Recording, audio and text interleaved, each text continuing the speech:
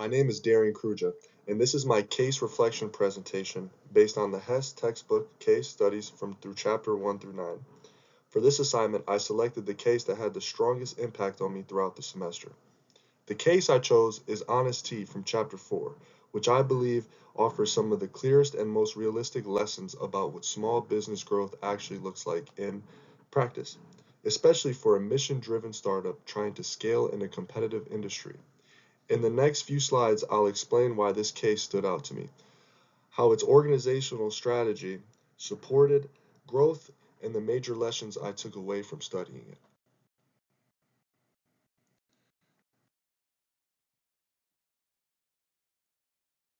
Why I chose this case. I chose the Honest Tea case because it illustrates real challenges that mission-driven small businesses face as they grow. Honest Tea started with a strong purpose, but the founders quickly learned that the purpose alone doesn't build a scalable company. They had to secure bottling patterns, navigate distribution barriers, manage cash shortages, and eventually decide whether or not to partner with a major corporation. This case stuck with me because it shows how growth forces entrepreneurs to make uncomfortable decisions that determine their long-term survival. Key organizational characteristics and growth tactics. A central growth tactic in the Honest Tea case was their use of strategic partnerships.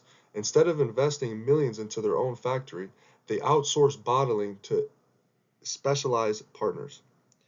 This allowed them to scale production rapidly without taking unimaginable debt. They also partnered with distributors who had access to retailers Honest Tea could never reach alone. This tactic directly reflects Hess's concepts of replication, where companies build systems that can be replicated and expanded. It also aligns with Gerber's E-Myth idea that entrepreneurs must take a step back from daily production focus and focus on designing scalable processes. Honest Tea built a business model where operations could grow even faster than the founding team. How this affected business growth. These partnerships had huge impact on Honest Tea's growth. They allowed the company to scale far faster than it could have organically. Honest Tea moved from a regional player to a national brand within a few years because they could suddenly produce at volume and distribute all across the country. However, the tactic came with challenges. Outsourcing meant giving up some control, especially over quality. As Hess explains, growth always creates strain points, and for Honest Tea, those strain points appeared in manufacturing consistency and brand identity. The founders had to fight very hard to maintain product quality and integrity while also scaling across the nation aggressively.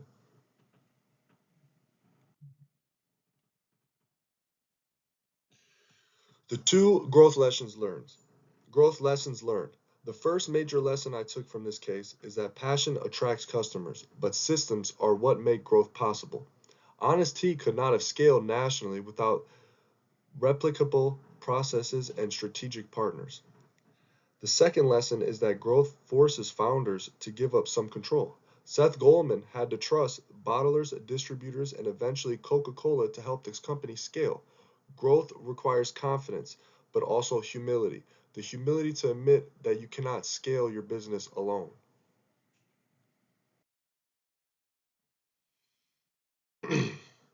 Here's my overall reflection. Overall, the Honest Tea case gave me a deeper appreciation for complexity and pressure behind small business growth. What stood out most is that growth is never a straightforward path. Every decision creates a new challenges to navigate.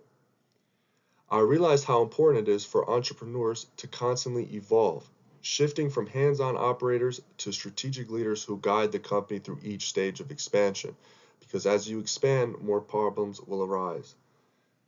The case also showed that partnerships can act as powerful accelerators, but they have to be managed carefully to avoid losing the company's identity.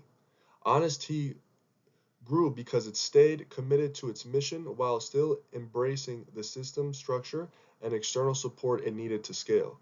This case ultimately reminded me that sustainable growth requires a balance between staying true to your purpose and being flexible enough to adapt your strategy when the business environment demands it. Here are my references.